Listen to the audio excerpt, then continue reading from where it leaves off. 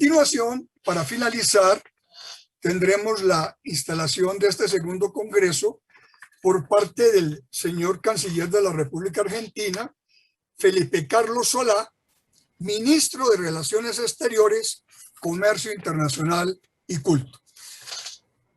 Señor Canciller. Muchas gracias. Le quiero agradecer a Gridale la oportunidad de poder hablar ahora con ustedes, que están llevando a cabo una reunión virtual muy prolongada e importante, donde va a haber gran cantidad de ponencias y de trabajos universitarios y de instituciones en general. Me parece que en pocos lugares hay tantos niveles de aportes, de estudios, como en el Gridale sobre la problemática de la integración del Mercosur y latinoamericana en general, y del Caribe.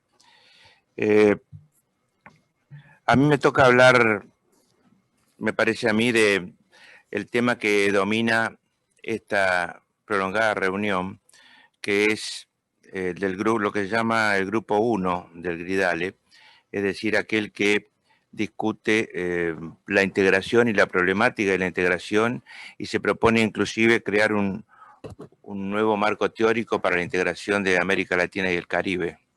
Pero en el medio de esto está como punto de origen la integración en el Mercosur, o si se quiere, el futuro de la integración en el Mercosur. Siempre ha habido una tendencia, una inercia muy fuerte en América Latina, que comenzó, yo diría, de una manera mucho más vinculada a lo académico que al mundo comercial y privado, y que se trasladó de ahí, de lo académico al mundo político, y de ahí repercutió después en el mundo de los negocios, en el mundo de la actividad comercial y del intercambio hacia la integración. Primero el ALALC, de los años 60, de Raúl Prebisch, después la ALADI, de los años 80, y de ahí el Mercosur, en el año 91. La verdad es que bajo ALALC y ALADI hubo una gran cantidad de acuerdos de complementación económica entre países, que después se olvidan o no se tienen en cuenta, pero que indicaban ya una tendencia muy grande a comerciar con el otro y a pensar en el vecino y en el otro país de América Latina como futuro de expansión comercial y de todo tipo. El Tratado de Asunción, del que en pocos días se celebran 30 años, fue fundamental para incrementar enormemente el comercio y para, yo diría, al trasladarse a la ciudadanía, a las personas, a través del turismo, de actividades culturales y de una profunda vocación por conocer al otro país, a los otros países, por circular, por tener relaciones sociales, culturales, ir a trabajar, invertir, etcétera, se generó una ciudadanía Mercosur, de hecho, muy fuerte durante los primeros 10 años posteriores a ese tratado. Esos 10 años fueron 10 años de aumento sostenido del comercio. Primero hay que tener algo concreto, decía uno de los fundadores de la Unión Europea, Schuman creo que era, y después vendrá lo demás. Nosotros tuvimos algo muy concreto, que fue sorpresivamente, o por el buen cálculo de quienes estimaron que esto debía ser así, tuvimos un incremento fenomenal del comercio en esos primeros 10 años. El Tratado de Asunción del año 91 estaba influido, aunque parezca esto un poco rebuscado, estaba influido por los tiempos y a pesar de que fuera una década anterior, también por el consenso de Washington.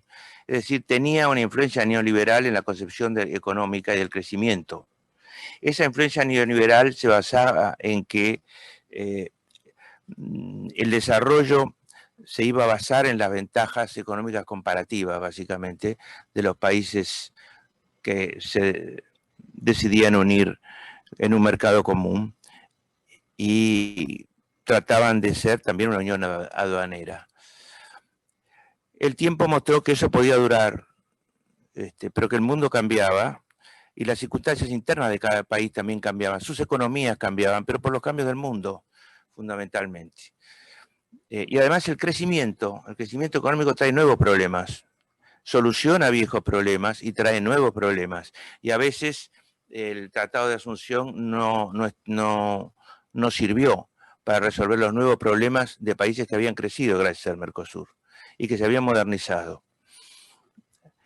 Se puede modernizar uno en muchos sentidos, hacia un lado, hacia el otro.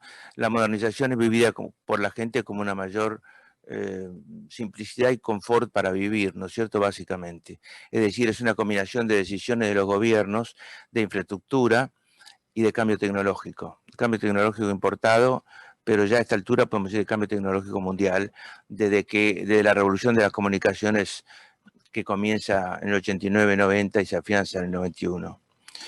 A partir de ahí, toda innovación en las comunicaciones resulta en una innovación en las formas de vida directamente y en la forma de trabajo. El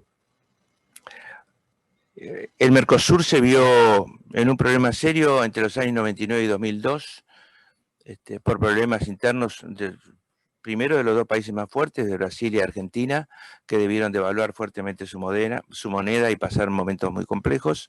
El Plan Real y el 1 a 1 de la Argentina se vieron vieron llegar a una etapa final, después de haber sido los sostenes de un crecimiento muy importante en los dos países.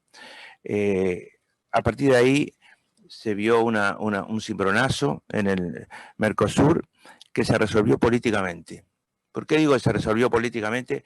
Porque a partir del año 2003 en adelante, los gobiernos empezaron a entenderse de una manera política e ideológica en mucho mayor medida, y entonces recurrir a soluciones que no estaban previstas en el Tratado de Asunción o en la caja de herramientas que significa digamos, el protocolo de Europreto del 94, fue factible, fue absolutamente posible por el entendimiento político muy fuerte de los miembros de los gobiernos, miembros del Mercosur, e inclusive con otros gobiernos de América Latina.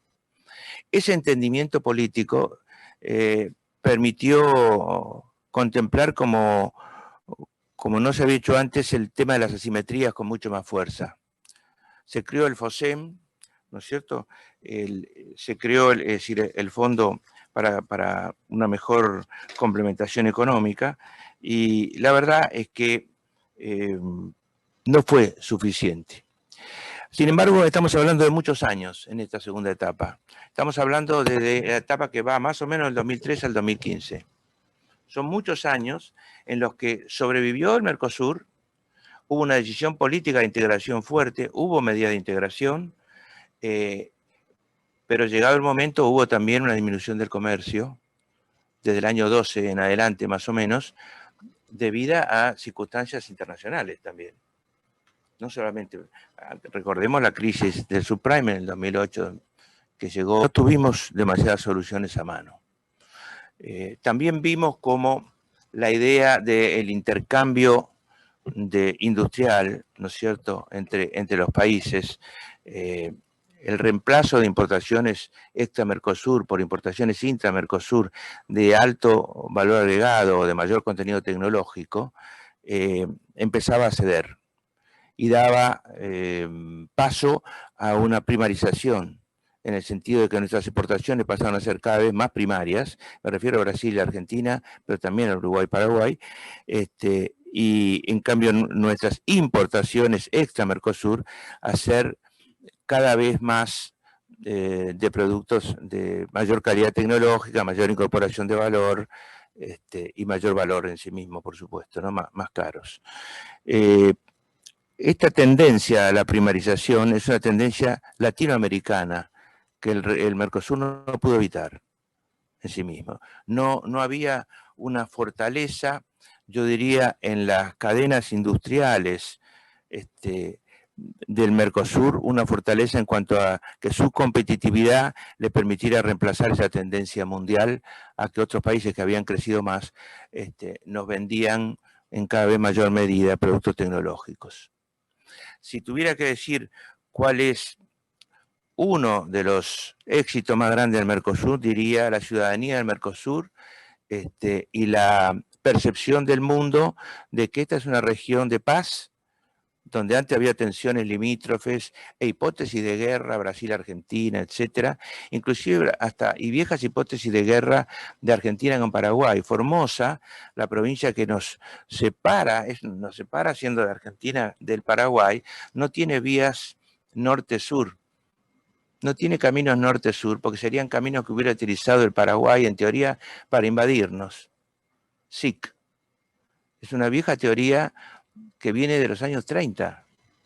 No de la guerra del Paraguay del siglo XIX, de los años 30. Formosa tiene varias rutas transversales, pero no tiene ruta norte-sur. ¿Por qué? Porque los militares consideraban estratégicamente que no debía ser así. Para dar un ejemplo de lo que significaban las hipótesis de guerra. Y las hipótesis de fronteras móviles del general Golbery da Silva y la tensión entre el gobierno militar brasileño y la democracia argentina, el gobierno militar y la democracia más corta argentina de los años 70, lo recordamos todos todavía. Todo eso desapareció, fue muy disminuido en los años 80 por los gobiernos de Alfonsín y Sarney y su encuentro en Iguazú, pero desapareció también con el Mercosur. Desaparecieron esas hipótesis, esto también es un valor. Y después la percepción del mundo de que es una zona de paz y de democracias, cuya estabilidad depende de la gobernanza, que está en juicio en todo el mundo, pero nosotros tenemos una historia democrática en el Mercosur, con su más o menos, que se ha mantenido. Esa percepción es un activo.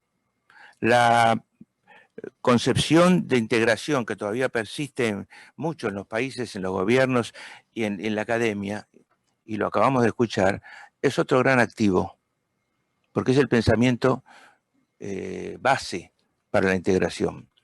El entramado social creado dentro del Mercosur es otro activo. Entonces, ¿cuáles son los pasivos? El pasivo es que los gobiernos del Mercosur se ven obligados a crear los mecanismos y las herramientas basados siempre en el consenso y en aquella palabra complicada que es la intergubernamentalidad, que son las dos palabras que surgen del protocolo de Europreto. Es decir, cuando no sepan qué hacer, recurran a esas dos herramientas, a esa caja de herramientas. Son muy amplias en muchos sentidos y requieren que los gobiernos tengan una creatividad superior para mantener el Mercosur y adaptarse a las presiones mundiales y a las circunstancias.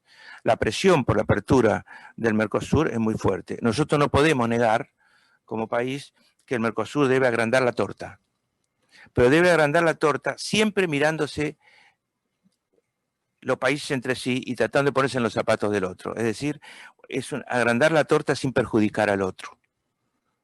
La idea de que el Mercosur es un corsé es una idea negativa que lleva a que los países crean que desintegrándose, terminando con la integración, puedan crecer más. El Mercosur es una plataforma para cadenas mundiales, pero es una plataforma fuerte y que puede resistir cualquier tipo de desaparición a raíz de la llegada de la invasión de cadenas mundiales, en la medida en que esté más desarrollado y más junto, más unido. Frente al mundo, cada país del Mercosur es más si es parte del Mercosur. El Mercosur amplía nuestra dimensión en el mundo, no la reduce. La desintegración haría lo contrario. Persisten, a pesar de las presiones que pueden conocerse y saberse, una voluntad de integración, que hoy podría decir, en términos muy realistas, es una voluntad de no ruptura. Bueno, a partir de la voluntad de no ruptura, nosotros vamos a ver cómo se puede acumular lo bueno. No queremos más relanzamientos ni refundaciones.